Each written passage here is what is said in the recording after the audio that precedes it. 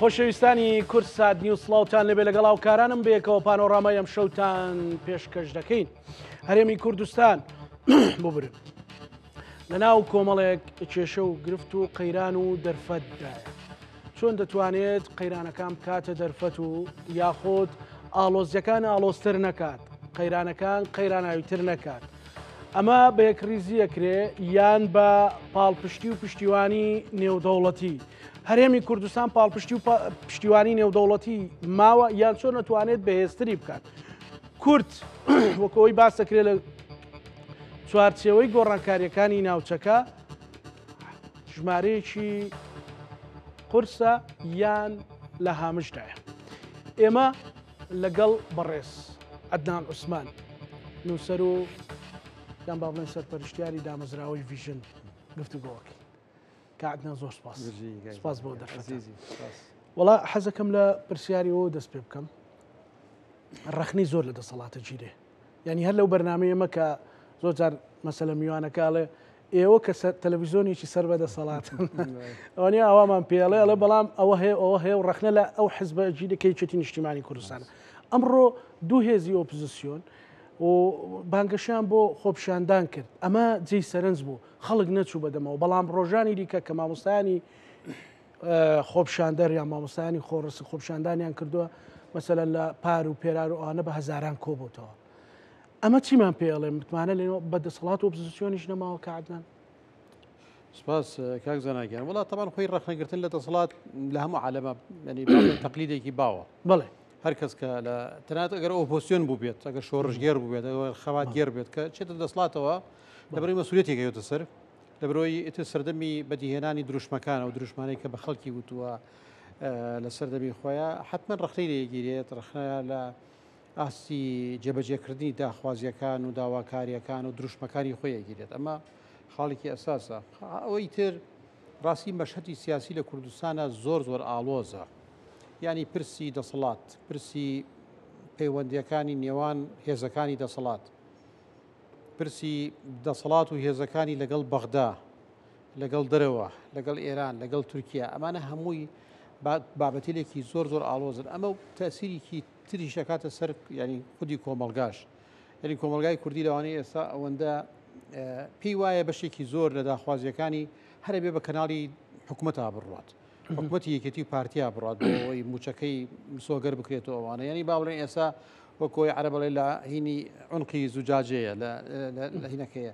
یعنی یا خوانەخواستە بەرەو ئاراستێکی زۆر خراپە ڕات یان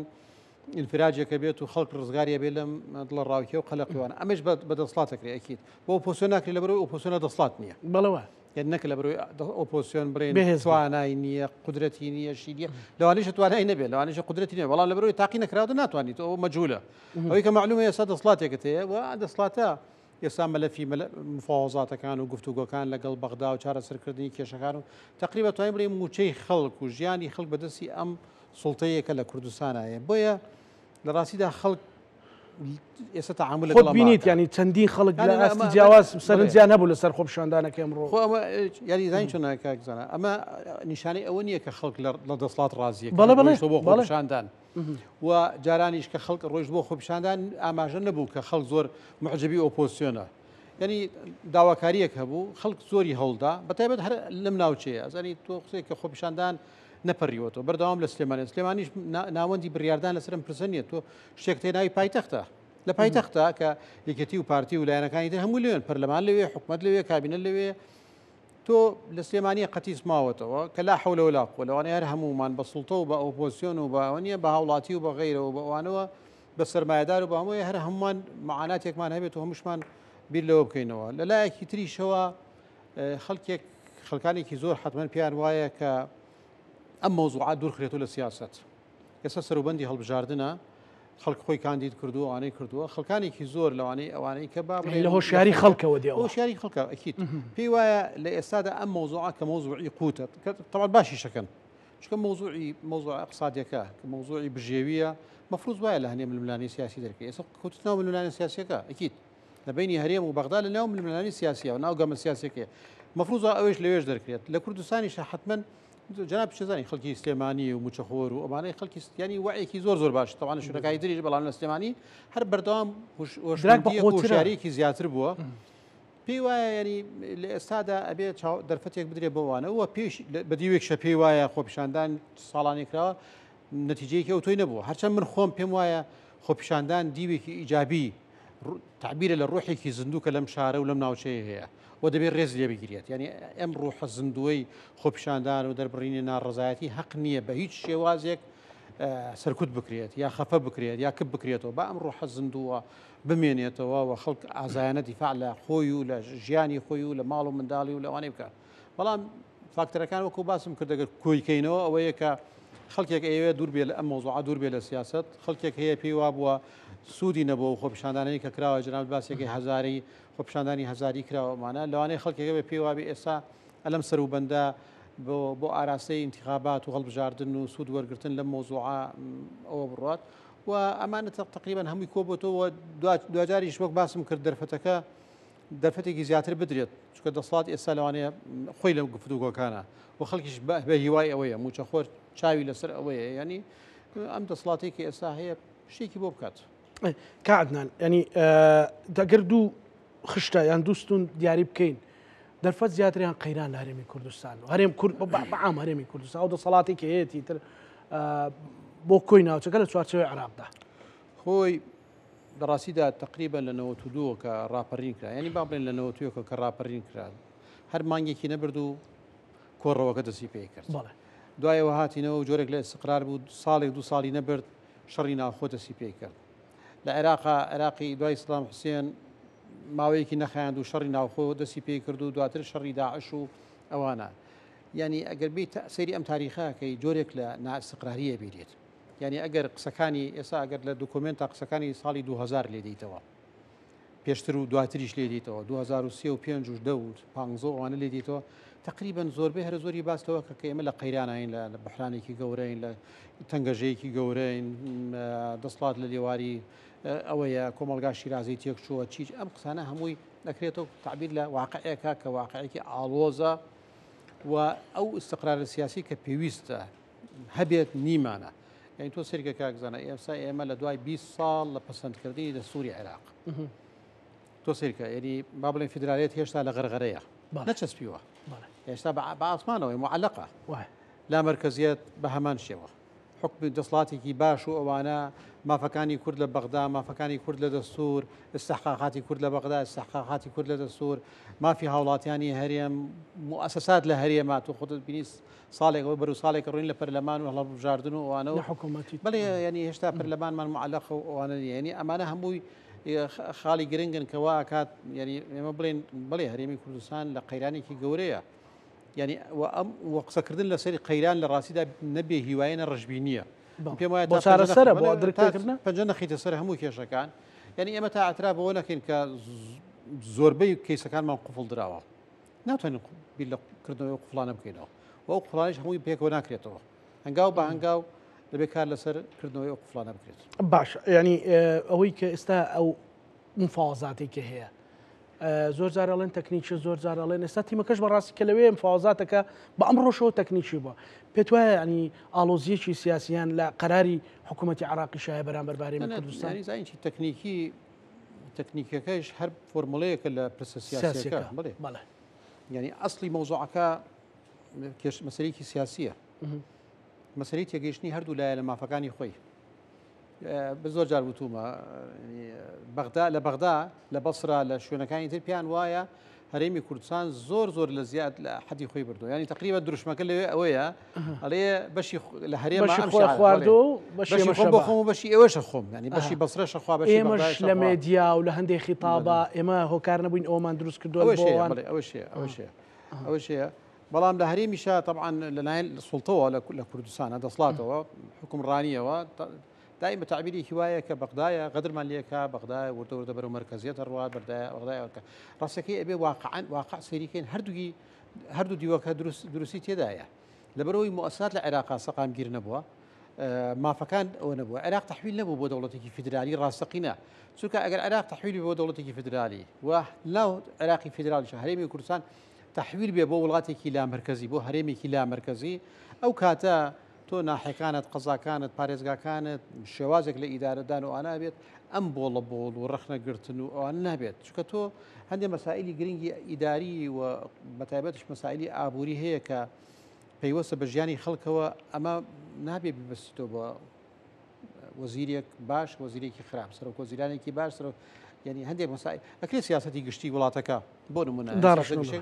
ئەمە گۆڕانکاریکی بەسەر بێ بەڵام نەخشەی گشتی کارگێڕی نەخشەی گشتی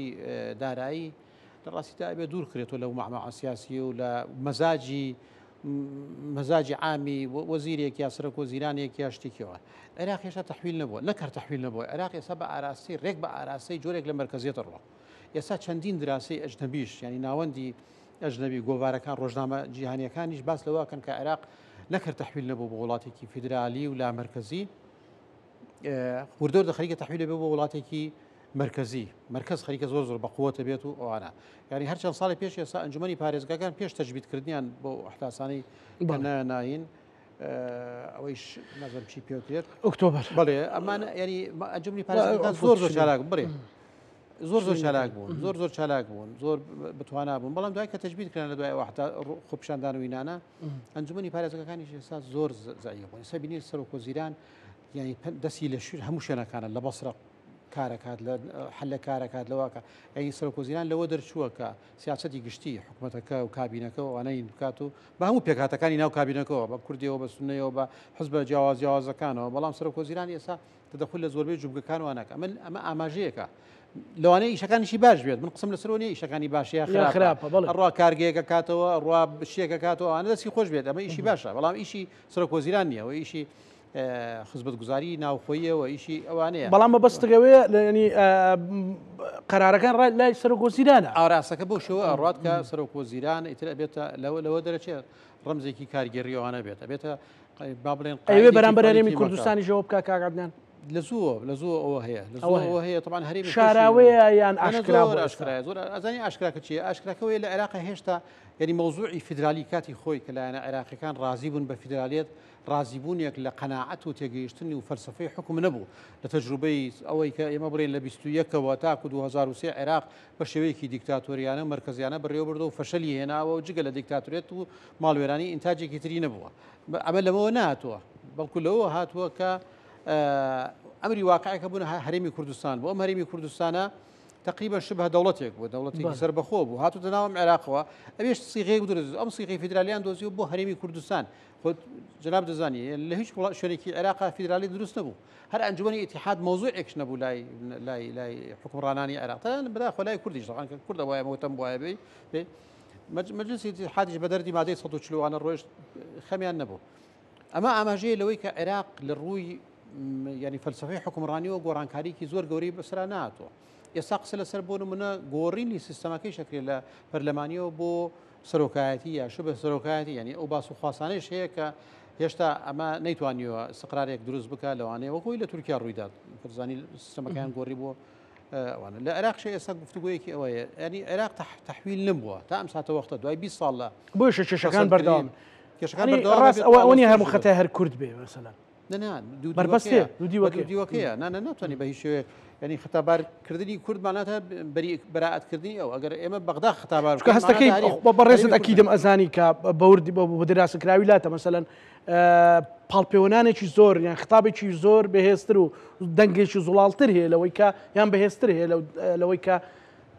بەریئی عراق و هەموو مەسەلەن بەرینین هەردوو لامان بەری نین عێراق بەری ئەنە هەرێمی کوردستان بەریە هەرێمی کوردستان ماوەیەک پلانێکی بێپلانی دەست پێ کرد لەوانەیە بڵێن وەڵام هۆکارەکە ئەم وەستانی نەوتەکە بوو ئەو عقوباتانەی کە دراوانە عێراقیش کاری لەسەر مۆزوعانە کرد بەڵام بەعام تۆ پلانێکی وا گەورەدانێک کە عێراقی بە عیشەتی خەڵکە وایە پلانێکی زۆر ورتر بووایە وایە ڕێکەوتنێکی تەمام کامل شامل لە نێوانی یەکێتی و پارتیە بووە تا ئەم ساتە وەختە ڕێکەوتنێکی کامل لەسەر ئیدارەیەکی گشتی هەرێم لەسەر پرسە دیبلۆماسیەکان پرسە ئابوووریەکان پرسە کارگەڕیەکان هەموو مەسالی لە بین یەکێتی و پارتیان نییە یعنی ساڵانێکی دوور درێژی حکومڕانیمان هەردوو حزب هێشتا پلانێکی ڕوونی هاوبەشیان نییە بۆ ئەوی چی بکرێت و چی نەکرێت بەردەوام ئەو تەنگەژەیە کە لە بینی هەرێمی کوردستان و عێراقەیە لە بینی یەکێتی و پارتیشا هەیە لە بینی ئەم زۆنە و ئەو زۆنەی تریشا هەیە بۆیە ئەو نەخشە و پلانانەی کە لە هەرێمەدانران پلانێکی ورد و وردبینانی تێداڵێ بەداخەوە هەندێک کەس هەبوو کە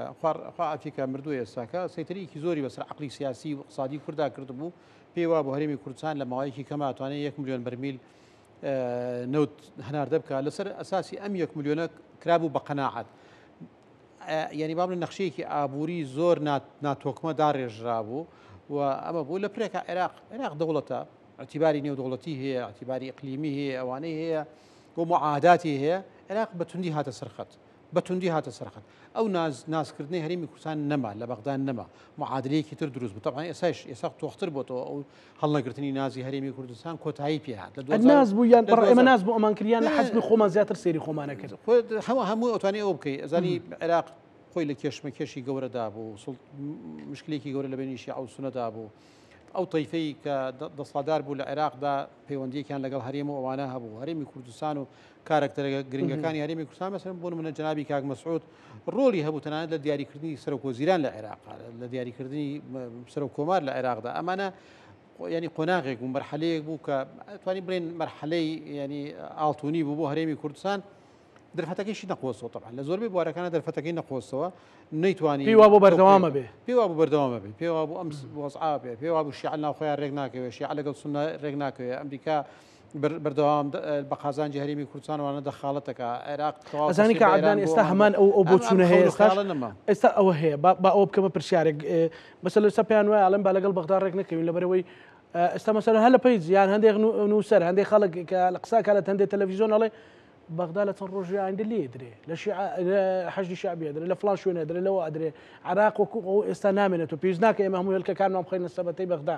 ینی بەڕاستیەوەنە چاوەڕوان کراوە یان لێدانی سوودی هەیە بۆ ئێمە زین چۆن کاک زەنەبا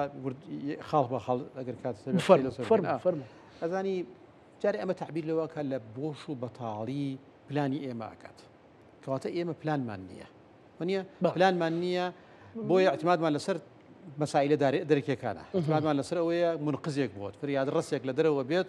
ئەم کێشانە ینی اعترافمان کردووە کە ئێمە داخراوە دەورمان داخراوە لە تونێلێکی تاریکین ئەم سەرمان گیراوە سەرمان گیراوە چاوەڕێکی مزان ئەمریکا لەم لاوە چەکوشکاریکی بکە و فلان لەو لاوە چەکوشکاری بکە ئەمە بێپلانیە ئەمە تعبیرە لە ئەگەر هیوادارن دەسڵاتیش ئەم ڕێیە نەبێت هەنێ ناوەندی ڕۆشنبیری و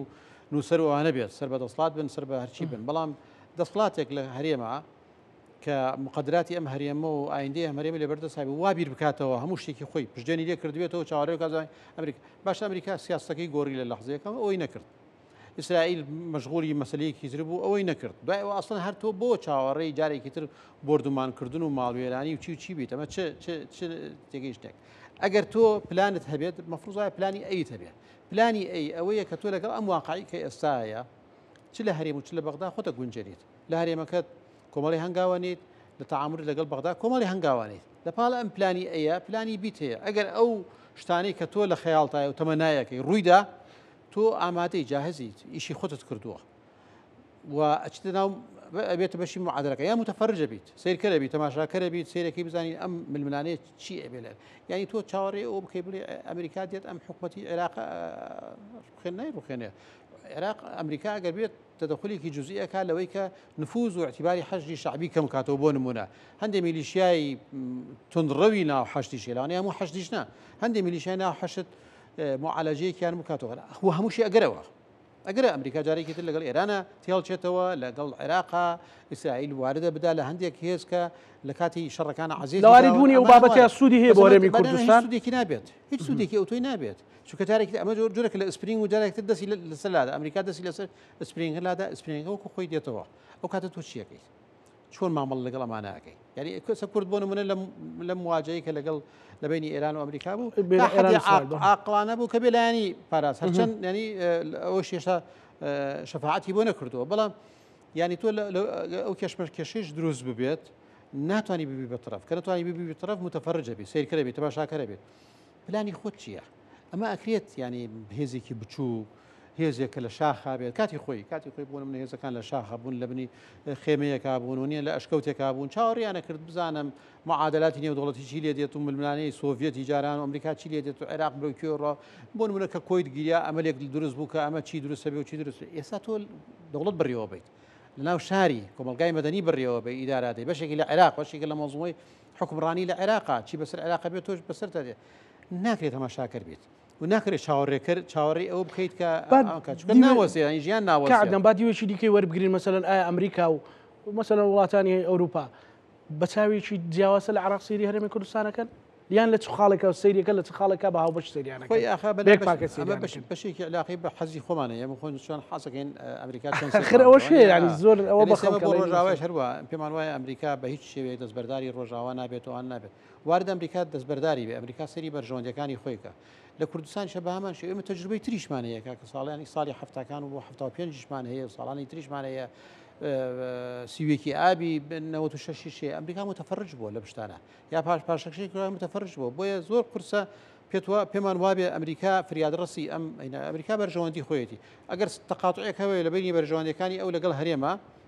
حتمما ئەو ئەمریکا و غەربیش سەیری هەرێمی کوردستانەکە بە وەکو هەرێمێکی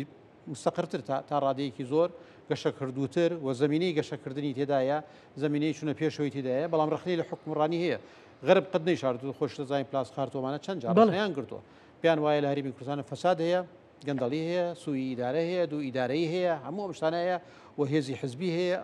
ئەمانەیان نەشاردوتەوە و ئەگەر ئەمانە نەبووایە تەمان ئەم هەرێمە چوو ئاسێکی زۆر بالاترەوە لە تەعاملکردنی غەرب و غەرب لەگەڵ ئەم ناوچەیە بەڵام هەرێم کە هەندێک جار ینی با بڵێن خۆی جارانی دووبارە ئاکاتەوە یا عێراق دووبارە ئاکاتەوە لە ئاسی گەندەڵی ئەومانە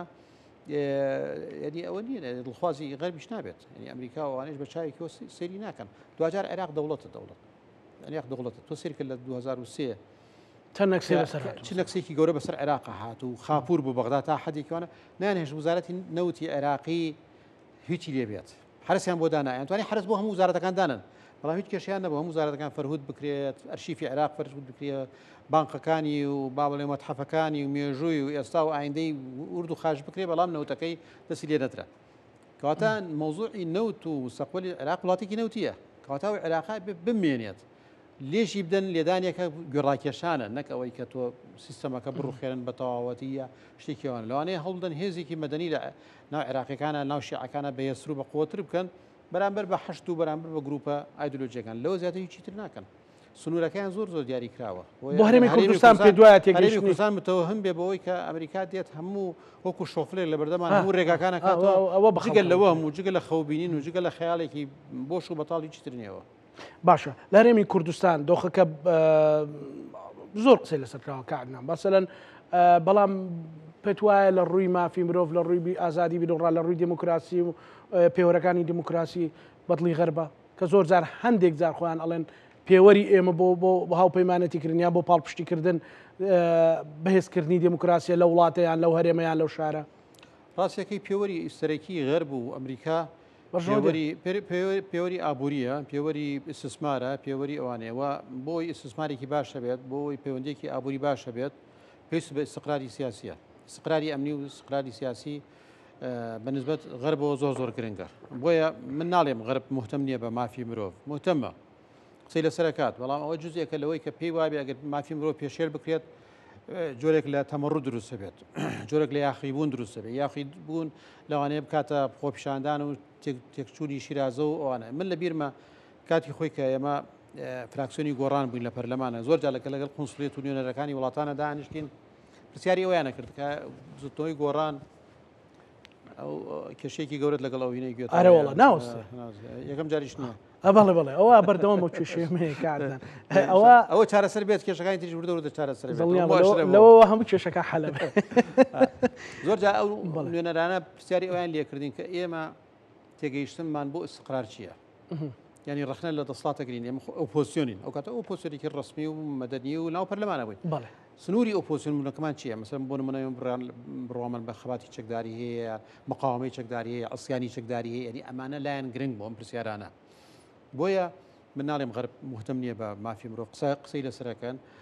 غەرب ڕخنەی هەیە لە گەندەڵی لە سووی ئیدارە و باسم کرد لە یەخنەخستنی هێزەکان هەموو ئەمانە ڕخنەی لێیە بەڵام لە هەمان کاتە تەعامل لەگەڵ هەرێمەکەکە هەرێمیش پێم وایە بە ماوەیەکی کەم ئەتوانێت بەشێ لە مەعایری نێودەوڵەتی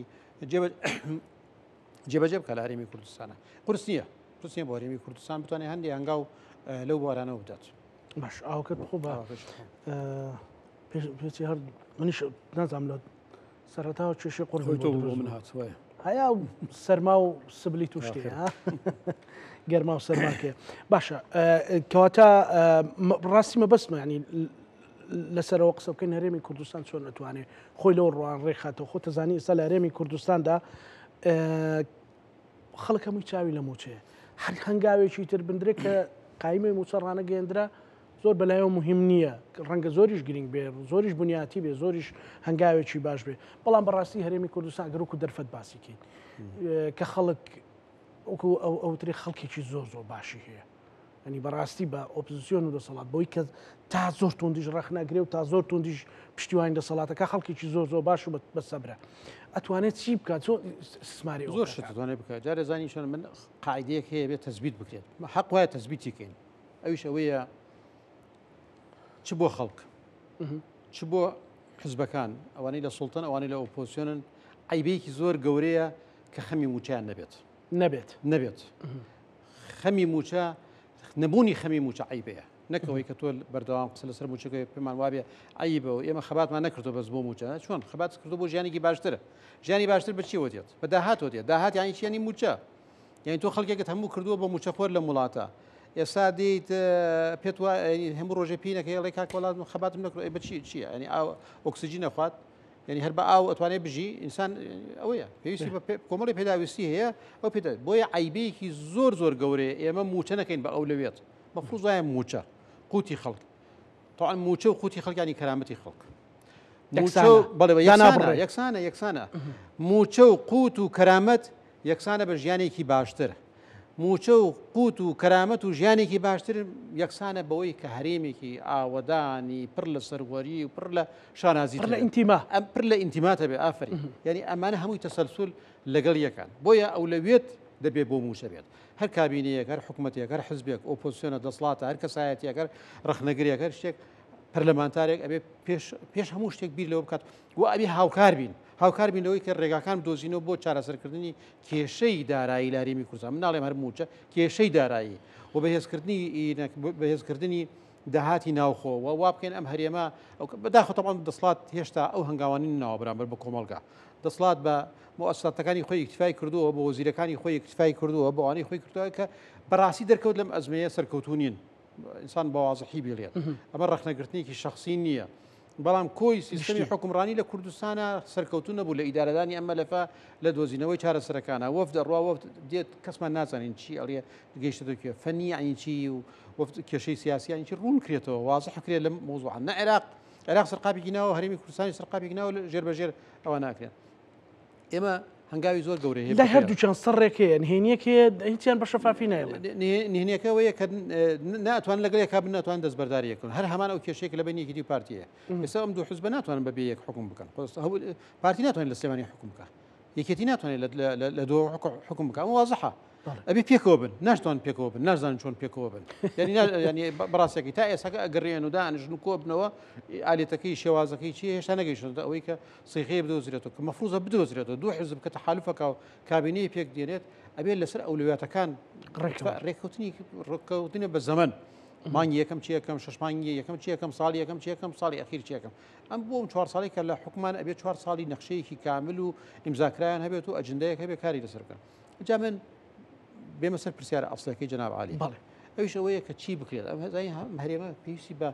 پێویستی بە پیاشونەوەیەکی وردی مؤسساتی هەیە زۆر جاوەمە باس کردو بەڵام ئەبێ ئیشی لەسەر بکرێ ئێستاکە ئێمە پێویست بەوە کام ئەم هەرێمە گەربیێت گۆڕانکاری بکە و استقرارکە بۆ نمونە ئێستا کاتێکی زۆر باشە بیر لە ئەنجومەنی شارەوانەکان بکەینەوە ئەنجومەنی شارەوانەکان دروستکەین من طبعا لەگەڵ ئەنجومەنی پارێزگەوارە نیم پێشم خۆشە نازم دەستوریانە پێشم خۆشە هەڵوەشێتەوە ڕاستەکەی تەرکیز بکرێتە سەر ئەنجومەنی نەماوە هیچ کێشێکمانی لە عێراق 2 ساڵ نەما هیچ کێشەیەکی نەبوو عێراق ئێستا کە دروست بۆ تۆ کێشە دروست بووە طبعا من لەگەڵ نامەرکەزیم من لەگەڵ ئەوەم ئەنجومەنی خۆجی بەڵام ئەنجومەنێکی خۆجەیی فعلی واقعی کە خاوەنی دەسڵات بکە ئەوی شارەوانیەکانە شارەوانەکانی نابێتەنها لە پارێزگا هەبێت یعنی تۆ لە پارێزگایەک ئەنجومەنی پارێزگا داناوە ئەی قەزا و ناحیەکان و چیەکان بۆیە ئەبێ ئەنجومەنی شارەوانی لە ناحیەکانە لە قەزاکانە لە بەدەسڵاتێکی تەواو بەدەسڵاتی نەخشەکێشانێکی تەواوی ناوچە ئیدارەکەی خۆیان بەدەسڵاتێکی مالیەوە بە بەشێک لە زەرایبی ناوخۆی منتیقی خۆیان بۆ خۆیان بێتنی بەشێک بۆی ئیشکارەکانیان بکەن یاسایەکی مۆدرنی شارەوانی ئێسا بکرێت هەڵبژاردن بۆ ئەنجومەنی شارەوانەکان بکری ئێستا گرنگە پەرلەمان تەفعیل بکرێت زۆر گرنگە یەکێتی و پارتی دانیشن و حەکیمانە بیر لەوە بکەنەوە کە ئەم دوو حزبە بەیەک نایان کرێت دەکەواتە با بە یەکەوە بزان چیان پێکرێت چ هەنگایە کەتوان بن خطابی خۆیان یەکخن لەگەڵ بەغدا ئەمانە خەون نییە بڕێکە بەڵام ئەتوانن لانی کەمی زۆر جارەوترێت دەستی قلیمی ناهێڵەیە ئەوش تقریبا کام نەبووتەوە ئەوش کاڵ بۆتەوە بەڵام خۆ قلیمەکە ناڵێم تۆ نابێ ئەوە بکەیت و ئەوە نەگەڕنی فەرزی نەکردووە تۆ خۆ دەگەری ئیرادەت هەبێت یعنی دوایە تۆ یەک ملەتی یەک هەرێمی يعني تۆ بۆ بێگوێ لە ئەقلیمەکە بگری بۆ لێشت و هەنێ مەسائل لەوانەیە ئەقلیمەکە و پێویست پێ بۆ هەندێ مەسائلی تر بەڵام بۆ دژایەتیکردنی هێزەکەی ترێت منطقیتیان نیە تۆ کاتا بیتە بەکرێ گیراو لەوە دەرەچیە کە تۆ تعاملەکەت لەگەڵ بۆ نمونە لە منطقی تعاملت لەگەڵ ئێرانە زیاترە لە بەروی بەرژەوەندێکی زیاتر و تەفاوماتێکی زیاتر هیچ عیبیتیان نییە لەوێ لەگەڵ تورکیا هەیە هیچ عیبێکی تێدا نییە زۆر گرنگە شتی ئێرانی لە ڕێگای سلێمانیەوە بڕگاتە هەموو کوردستان شتی تورکیش لە ڕێگای ئێستا تقریبا دۆکۆ بگاتە هەموو کوردستان و تعاملێکی باش بکرێت لە یەکەتی لەگەڵ تورکیا پەیوەندی باش بێت پارتیش لەگەڵ ئێرانە و دوجار حکوومەتی هەرێمی کوردستان پەیوەندیکی باشی لەگەڵ وڵاتانە بێ ئەمە خاڵێکی گرنگە هیچ عیبەیەکی تێدا نییە بەڵام ئەگەر ببێتە دژایەتیکردنی یەکتر بەڕاستیەوە بەکری گیراویە ئەو لە سنووری علاقات و پەیوەندیەکی ئوسوڵی و ڕێکوپێک و کە ئێمە لەگەڵ دراوسەکانمانە بێ علاقاتمان وابێت بەڵام تەفاهمیش هەبێت لەوەی کە پارتی بزانێت کە پارتی بزانێت بە بێچەتی بۆ هیچی بۆ ناکرێت چەتیش بزانێت بە بێ پارتی بۆی ناکرێ بەڕاستی یعنی هەستەکە ئەو تەفاهمە نییە تەسەورەکەی یعنی تێنەگەیشت بێتن ئاخیانی ئێستا بۆ نمونە یعنی ئێستا تۆ یەکێتی توانێت بڕۆ لە دۆک حکوم بکات لە هەڵبژاردن ناتوانێت لەوێ زۆری نەبێنێت ئەنجومەنی بەیانی ئەنجومەن ینی هەڵبژاردن بۆ زاخۆ بۆ دوهۆک بۆ ئاکرێ بکرێت زۆری نەهێنێت نایێنێت پارتی توانێت لە کلار لە گرمیانە لە کلارە لە ڕانیە زۆری نەبێنێت و حاکم نایە کەواتە ئەو لە منتیقی خۆی ئەمیش لە منتیقی خۆی بەڵام هەردووکیان پێکەوە توانن بڕیار لەسەر ئیدارەیەکی ئەوە خەون نییە و مەسەلەن زۆر پێشتریش کردویانە کۆمەڵی هەنگاوی گرنگ هەیە بینێن مؤسساتی ینی ستراکچەرێکی ئیداری بەهێز لە کوردستانە دروست بکرێت لە کوردستانە تۆ لا مرکزیت جێبەجێ نەکەیت لا مرکزیەکی ڕاستەقینە کە کاریگەری لەسەر بژانەوەی هەموو دیهات و شار و ناوچەکان تا هەبێت تو چۆن توانای داوا لە عێراق بگی بڵێ عێراق تۆرە لا مرکزی قبول کرد فیدرالی بچەسپێنە لە ناوچەکە تۆ خۆ دەبێت نمونەیەکی جوانی ئەو بەرەو پێشچوونە ینی هەرێم کۆمەڵی هەنگاوی باشی نا ڕاستەکەی و کاتێش هەموو بوجەکەمان لە بەغداوات لەبیرتە لە 2009 یانزۆ ینی پێشتریش و نەخێدوات تا 2014وانە هەرێم پارەیەکی پاکی جوانی لە بەغداوە بۆ هات و بوجەیەکی دائنا ڕخنەمان زۆر بوو لە بوجەکە لە تەپڵمانەدا لە تەختمانەدا لە ئینمان لە پەرلەمانە شەڕی گەورە بوو بەڵام دوجار ئەو بوجەیە تا حدێک بەشی هەرێمەکەیە کرد بەشی بەشی تەشغیلیشە کرد بەشی پرۆژەکانیشیە کرد بۆ تەفاوماتێکیش باشیش لەگەڵ عێراقا بوو تێک درا ئێستا لەوانەیە کاتیەوە نەبێ بە تەفاسیل بڕاوە لەوانەیە مێژونوسێک خەریکی بێت ئێستا ئێمە بواز لە ڕابردوو بێنین لەسەر ئایندە بکەیت ئێستامان لە ئێستامانە باشترین هەنگاوێک بۆ هەرێمی کوردستان لە ئێستایدا ئەوەی پەیوەندیەکانی لەگەڵ عێراقا باش بکاتەوە حتا ئەگەر پێم بێناتە جەرگی خۆی بۆ کاتیش بێت ئەوێ پەیوەندیەکانی لەگەڵ عێراقا باش بکات چاوەڕێ نەکە زۆر زارۆ کاتی مامەڵەی دەوڵەتی کردو دواتر مەسەلەن داشکانی کردو بەرز بۆتەوە تۆ ئێستا ئەبێ لەگەڵ عێراق پەیوەندیەکان باشکەی ئەبێ کێشەی موچە لە ڕێگای عێراقەوە هیچ ڕێگایەکی ترت نییە لە ڕێگای عێراقەوە بێ موچە ئەمریکا بە پەرەشوت موچە نانێرێتە هەرێمی کوردستان فلسێکی خۆی نانێرێت ئەمریکای ئێستا هەوڵەدا فلس لە وڵاتانە کۆکاتەوە بۆ خۆی بۆ ئابوووریەکەی خۆی نانێرێ بۆ تۆ کەواتە تۆ بێ لەگەڵ عێراق باش بیت لە ڕێگای عێراق موچە دابینەکەی بۆ هەرێمی کوردستان لە پاڵ ئەمە هەوڵ دەی هەنگاو بانگا حکمێکی جیاواز و ڕەشید لە کوردستانە دروست بکەیت مؤتەمەراتێکی گەورەی دارایی دروست پێک بێنیت گوێ لە خەڵک بگری گوێ لە ڕۆژنامە نووس بگری گوێ لە کۆمەلگای مەدەنی بگری گوێ لە خەڵکی مختص بگری گوێ لە ناوەندە علمیەکان کە زانکۆکان بکرێت ڕێگاکان چیە چارەسەرەکان چیە نمونەی زۆر وڵات هەیە کە تووشی ئیفلاس بووە تووشی داڕمانی ئابووری بۆ بەڵام بە جۆرێک لێگرتووی ناوخۆیی و بەشداری پێکردنی هەموو پێکاتەکان توانیەتی ئەو ئەزمان تێپەڕێ بەڵام ئەگەر من واسەیری کەمەمە ئەزمەیەکی و پارتیە من ئەگەر یەکێتی و پارتی نەبم بەخیاڵمە نایە جنابەت مەسەن پیاوێکی سەر بەخۆیت و معاناتت هەیە بەدەستی سوڵتەوە ئەگەر پێت وا بێمە ئەزمەی سوڵتەیە ئەڵی کورە بە جەهەنم با ئەوەنێتر بنیە با ئەوەنێتر باریان لارتر بێت خەڵکوای لاتوە خەڵک لەبەرەوەی سەیری وەناکە کە ئەمە ئەزمەی کۆمەلگایە تۆ ئەزمەی کۆمەلگا بێت هەمووی خەمی بەخوا بەڵام ئەزمەی سوڵتە بێت ئەندامی خۆی خەمیە خوات حزبەکەی خۆی خەمیە خواتەوە ئەوانە بەڵام ئەگەر سوڵتە دەسەڵات لەگەڵ خەڵکە یەکەڵ بێتەوە خەمی کۆمەلگای بێت ئەو کاتە کۆمەلگایش ئەتوانێت هاوکار بێت هاوکارێکی باشە کۆمەلگا تەبعاً بەبەستەوە هەموو ئەو ناوەندانەیە لە زانکۆکانەوە بیگرە بۆ مەراکسی تعلیمی بۆ کۆمەلگای ڕێکخراوە ناحوکمیەکان بۆ ڕۆژنامەنووسان بۆ ناوەندەکانی دەرفەتت هێنا من پرسیاری ئەوە بکەم چەند زۆر جار ئەڵێن ناوەندی توێژینەوە و ناوەندی دامەزراوە نیە ئێستا ڤیژن ئەتوانێت چی پێشکەش بکەن بۆ ئایندێکی جوانتر مەسەلەن دیراساتی باش بۆ ئەوەی بیدەنە ئۆپۆزیسیۆن و دەسەڵات بیدەن هەر کەسێک کە داوا بکە بۆی بەرچاوی ڕوون بێ بۆی نەڵێن لە هەرێمی کوردستانە زۆر من ئەمەوێت لەسەرەوە هەندێک پرسیار بکەمەوە چەند خولەکەی ماوە کەعبدان زۆر توانێت زۆر شی گەورە بکرێت من خۆم ینی با بڵێن ئەم بوارە بوارێکی تازە من مجاملت ناکەم پیاوێکی قاڵبووی ئەزمونت هەیە تەجروبەت هەیە ڕەنگە مەسەلەن بەناو پەرلەمانتاریا بەناو دنیا ڕۆژنامەنووسیا ئەمە ئەکڕێ لە دنیای کڕێ بەڕاستی ینی ئەمە ئەوە نییە بڵێم مجاملەیەکە بۆ بەڕێز عەدنان عوسمان خۆت بەناو ئەو هەمووە دروست بووی ئێستا پێویستی بۆ حکوومەتەکە بۆ ئۆپۆزیسیۆنەکە بۆ خەڵکەکە بۆ نیشتیمانەکە جەناب تو چەندان نمونەی دیکەش هەیە مەسەلەن وانەکەین تۆ بە دوژبن بزانین یان وانەکەین کەسێکی تر بە دۆست بزانین لەوە ئەمە بزان ڤیژن ئەتوانێت چی بکەوە خەڵکی تری وەکو ڤیژن ئەتوانێت چی بکە من نمونەیەکت بۆ بێنم کاکە زەنا تۆ بۆ نمونە وەک باسم کرد حزب سەیەکەتی خەڵکی دڵسۆزی خۆی هەیە خەڵکی دڵسۆزی خۆی هەیە لە هەموو پێکاتەکان لە کاسی ئاسی ئەکادمی زۆر بەرزەوە تا ئاسێکین هەیەی کادری خۆی هەیە و دڵسۆز و ئەوانەی خۆی بەڵام بەشێک لە کۆمەلگا هەیە کە بەرامبەریان سەنگەری گرتووە وانە ڕەخنەگر و ئەوانەیە کۆمەلگای ڕێکخراوی هین کۆمەلگای مەدەنی بە ئاسانی ئەتوانێت هەموو ئەمانە ئەم پێکاتە جیاوازانە کە لەوانەیە لە ژیانی عملیە بەرامبەر و یەکۆساوێتوانێت لەسەر ئەو مێزەداینی و گفتوگۆیەکی ورد بکەن لەسەر چارەسەرکردنەکان ئاتن کە ڕێکخراوێکی کۆمەلگای مەدەنی کە مرکزێکی دراسات دێ کۆمەڵێک کەسایەتی اختیارەکات بۆ قسەکردن لەسەر پرسێکی دیێکرا لەسەر بودجێ لەسەر موچێ لەسەر مەسەری دەستوریە مەسەلە سیاسی ئیناکانە خەڵکێک ئەو خەڵکە ئەکادیمیە دێن لە چوارچێوە علمیەکەی مناقشێوەکەن مەسا لە سیاسەکە خەنە لاوە تەڵاتومات و مشاکلی و ئەوانەی دەستی لە یەک ناگرن بۆ ڕەخنەگرتن لی سیاسیوانە دێن بیر لە چارەسەرەکەنەوە ئەمەش جیاوازی ناوەندی ئەکادیمیە لەگەڵ ناوەندی سیاسەکەیە ناوەندی سیاسی لە ڕابردوواژی بەڵێ بەداخەوە ئەبوایە 20 ساڵ نەمان کردووە تۆ ئەمە بەسەر چۆن قسانە ئێستامان چی ئێستا من ڕۆ بۆ برادێ باسم کردم من ساڵی 2000 هەندێک قسەم کردووە ئێستا ئەوانەی کە ئەو کاتە تەمەنیان ساڵێک گوت ئێستا تەمەنیان 25 ساڵە 25 ساڵ لەسەر قسانە ڕۆیشتووە هەر وتومانە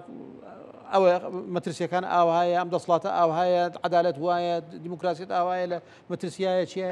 ئێستا ئەوە 25 ساڵ تەمەنێتی واتە زانکۆشی تەواو کردووە ئێستا پێ لە قۆناغی درێ ئێستا لەوانەیە ژنی شێنابێت و مناڵیشی بوو بێت ئەبێ بیر لەمە بکەینەوە کۆمەلگای مجتەمەعی مەدەنی ئەتوانێت ڕۆڵێکی زۆر گرنگ بگێرە وەکو دەستگایەکی بێلایەن چونکە کۆمەلگای مەدەنی بوو بە دەستگایەکی حزبیتەوە وەکو مؤسسەیەکی حزبی تەعاملەکە لەوە دەرەچێت کە کۆمەلگای مەدەنی بێت ئاراسی سیاسی فەرزکەی بەسەریە بابەتەکە بەلای حزبێکە بەلای تجایەکی سیاسیە ئەوانە ببات سوودی نامێنێت بەڵام بەلای نیشتیمانە بیبەی بۆ هەموو بەلای کۆمەلگا بیبیت کە ئەتوانێت بیبات ئەتوانێت وەسیتێکی زۆر بێلایەنی زانستیانە بێت لە خەمی هەموو کۆمەلگا بێت بۆیە چ ڤیژن چ دام و دەستگاکانی تر ئەتوانن ڕۆڵێکی زۆر گەورە بکەن لەوەی کە نخ بە دڵسۆزە خەمخۆرە ئەکادیمیە بتوانە بە سەلیقەکە کۆکاتەوە لەسەر ئەم پرسە گرنگانە قسە بکات ئێستا ئێمە بۆ منە کۆمەڵێک تەوەری گرنگمان کار لەسەر کردووە استراکچەری کۆمەلگاکە لە مۆزوعی ئاوە لە مۆزوعی کارەباوە لە ڕێگاوبانەوە لە مۆزوعی کوشت و کاڵەوە ئەمانە هەموو مەجموعەیە دۆسی ئێستا ئێشی لەسەرەکەین بەڵێ دنیای مەلەفمان لەسەری کردووە وەرکشۆپمان لەسەری کردووە فۆکس گروپمان لەسەری کردووە ئەمە ڕێکخراوێکی بچووک بە ئیمکاناتێکی کەمەوە بە کادرێکی کەمەوە بەڵام زوو سوودمان لە ناوەندی زانستی بینیوە لە ناوەندی ئەکادمی بینەوە لە زانکۆکان بینەوە لە خەڵکی دڵسۆز بینەوە لەبەرەوەی ئەوەندەی خەڵکی دڵسۆز تێدایە ئەم وڵاتە و ئەوەندە خەڵکی بەتوانای تێدایە کاک زەنە تۆ بێنە بەرچاوت خۆت لە ماوەی ئەم چەند ساڵە چەندین گەنجمان دکتۆرای هێناوە تەخەسوسی وەرگرتووە لە شتی تایبەتمەندە زۆریش پێشکەوتون و ئێمە ئێستا توانایی و زاناییەکی زۆر گەورە لەم هەرێمە ئێمە هەیە کە ئەسمەرکە کۆمەلگای مەدەنی توانێت استثماری تەوزیف و استثمار نەکراوە بڵێ کۆمەلگای مەدەنی توانێت تەوزیفی کات توانێت استثماری کات توانێت ئەم تاقانە بخاتە پێش و کاری لەسەر بکرێت من زۆر جار ڕخنەگرم بۆ مناڵێم ئێمە کێشەی مالیمانەیە لە 2014 تا ئێستاکە تاوان پێشتریشە بووە ئێمە کە لە پەرلەمانیش بووین چەندین جار ئینزارمانداوە هوشداریماندا کێشەی ئابووری هەبوو بە پارە دارایی نەبوو هاتووە خەمان نەبوو ئێستاش کێشەی ئابووری بۆ نەقسی ئابووری هەر پارەکە دێ بۆیە خەمان نییە ئەوەش خراپە ئەوە غەڵەتە ئەوە نەتیجەکەیەتی بۆیە مەسەرەن تۆ وزارەتی دارایی یان حکوومەتی هەرێمە گشتەکەی تا ئێستاکە کە ئەمە ئەزمانە دروست بووە ئەو لە ینی تقریبەنەوە نزیک بە 10 ساڵ زیاترە بەرەو 11 و 12 ڕۆی چەند کۆنفرانسی گەورەی کردو بۆ چارەسەرکردنی ئەوانە چەند زانا و داناکانی خۆی کۆ کردوەوە بڵێ کاکە ئێوە بیرم بۆ بکەنەوە ینی حتانیە بڵێ وەفدێکی شعبی دروستەکەم لەگەڵ بەغدا و لەگەڵ ناوەندەکانی بەغدا ئەیان نێرم بۆ بەسرە یان نێرم بۆ شوێنەکانی قسە بکەن لە گفتوگۆ لەگەڵ کۆمەلگای مەدەنی عێراقیا بکەن ئێستا ئێمە بەنیازی ئەوەین بۆ نمونە لە ئینشاڵڵا لە مانگی داهاتووە کۆنفرانسێکی زۆر گەورە بکەین لەسەر پرسەداراییەکان لە نێوانی هەرێم و بەغدا خەڵکی عێراقی بێنین خەڵکی عێراقی بێنین شیعە بێنین سونە بێنین لە بەسرەوە بێنین لە بەغداوە بێنین لە ڕمادیەوە بێنین لە وزارەتە دیارەکان مختصەکان بێنین بۆ ڕێکخراوەکانی کۆمەلگای مەدەنی ناوەندە دراستەکانی بەغدا بێنین لە کوردستانیشە بە هەمان شێوە لە حکوومەتەوە لە پەرلەمانەوە لە کەسایەتەکانە لە ئۆپۆزیسیۆنەوە لە خەڵکی دڵسۆز و ئەمانە هەموو کۆبینەوە بیر لەوە بکەینەوە دوای 20 ساڵی دەسوور عێراق تەحویل بوو بە وڵاتێکی فدرالی عێراق تەحویل بوو وڵاتێکی لامەرکەزی کێشەکانی بینی هەرێم و بەغدا بۆچی چارەسەر نابن کێشە دەسووریەکانمان کێشە قانونیەکانمان کێشە سیاسەکانمان و لە هەمووشی گرنگتر کێشەدارایەکانمان بۆچی حەل ناکرێت ئەمە ئەکرێ وەرەقەیەک لەم شاری سلێمانیە ئەکرێ وەرەقەیەکی بەهێزی هەوڵدان بۆ چارەسەرکردن ناڵێم هیچ کەسی حەلی پێ نییە ئەنی ئاسای سەحری پێ نییە بەڵام هەوڵێکە لە هەولێک بدرێت لە سلێمانی هەولێک بدرێت لە بەغدا هەولێک بدرێت کۆمەلگای مەدەنی توانێت ڕۆڵێکی زۆر گەورە بگرێت کە بەداخەوە ساڵانێکی دوور و درێژە ئەو بۆشایە ئیمکانات خراوەتە بەردەستی مەسەرەن تۆ جەناب دەزانی لە زۆربەی وڵاتەکانە ناوەندەکانی توێژینەوە عەقلی دەوڵەتن دەوڵەت اعتیمادی لەسەر ئینە حزب مەفروض نییە اعتیمادی لەسەر تەنها موسساتی خۆی بێ من نەزانم لە موسساتی حزبیشە کادری زۆر بەتوانایە امکاناتی زۆر وەکو ئەعلامی حزبی خۆت چەند کادری باشی تیا بوو چەند ئەعلامی باشی تێدا بوو بەڵام کە تۆ یەکەی دەستگایەکی نیمچە سەربەخۆ یا سەربەخۆ تاقەیەکی زیاتر متمانەیەکی زیاتری پێدەیت و متمانەیەکی زیاتری یا دروستە بێت بۆیە ینی مەفروض وایە لە هەرێمی کوردستانیش ئەوەندەی اعتیمادیان لەسەر کادری خۆیان هینی خۆیان بێ اعتیمادیان لەسەر ئەوە بێت و بودجەیەکیش تەرخان بکرێت بۆ ئەو ناوەندانە ناوەندی تعلیمی بێت زانکۆکان بە مەراکزی دراساتی زانکۆکان و درەوەی زانکۆکان سەربەخۆکان بێت ئەمە ئەتوانێت ڕۆڵێکی زۆر باش بگێڕێ لەوەی کە بەردەوام وەرەقە عملێکی ڕاستەقینە بدا بەبێ هیچ غەرەزێکی سیاسی بدا بە حکوومەت بڵێ ئەم 6 خاڵە کاری لەسەر بکەن لەوانەیە هەنگاوێکی باشتر و ئەوانە هەبێت دراسی لەسەر بکرێت گفتوگۆی لەسەر بکرێت ئەشکرێ هەندێک جار ئەشکرێ مەسەلەن ئێستا بۆ نمونە لەو چەند ڕۆژە کتێبەکانی کتێبخانەکەی خوا لێ خۆش بۆ عەزیزگەردی پرۆفیسۆر دکتۆر عەزیزگەردی خەریک بوو لە مەسەلەی میرات و ئەو شتانەیە لەناو بچێ فرۆشرا مەسەلەن نووسەرێکمانەی کاکتوانە ئەمین نووسینێکی نووسی نەهاتن بڵێن لەسەر پێشنیازی ئەو بەڵام وەزارەتی ڕۆشنبیری ڕاگەاندراوێکی دەرکرد ئەمڕۆ ڕاگەاندراوێکی دەرکرد وتی کڕیمانەوە ڕەنگە ئیسفادیان لەو بۆچوونی کاکتوانە توانە ئەمینت هەبێت لە وڵاتەکە دڵنیام هەیە خەڵکی زۆر باشەیە بەتوانە هەیە ئەوانە هەیە سەریکە و کابرای ڕەخنەگریشە بەس نەترسالەوەی نامەیەکی ڕاستەخوا ڕاستەی سەرۆکی حکوومەت کردووە ئەژ نووسێ ینی ترسێکی پێ دیارە ئەڵێت تەخوین مەکەن هەرچی مەکەن بەڵام ئەم تەجروبە گەورەی دکتۆر عەزیزگەردی با لە ناو نەچێ مەبەستم هەر ئیسفادەیەک لە ناوەندەکەی ڤیژن بکرێ کەواتە ئێمە بە هەمومان ئەتوانین شتەکان جوانتر بکەین کاردان من سوپاس دەکەم ئەگەر کەلیمە شتێکت ما بێ زۆر سوپاس هەمیشە سەرکەوتوو بن زۆر سوپاس بۆ بەڕێز کاک عەدنان عوسمان سەرپەرشتیاری دامەزراوەی ڤیژن وا بڵێم باشە بەڵا بەدڵی خۆت گرنگەوەی ڤیژنەکەی تیا بێت ئەوەش هەر نەوەستا زۆر سوپاس کاردنان بە هیوام هەر تەمەندرێژ و سەلامەت بن خەڵکانی وەکو جەنابەت بینەرانی خۆشویست لەگەڵ هاوکارانم بەیەکەوە پانۆڕامەی ئەم شەومان پێشکەشکردنیەوەش ئەکەی نامانەتی خوای گەورە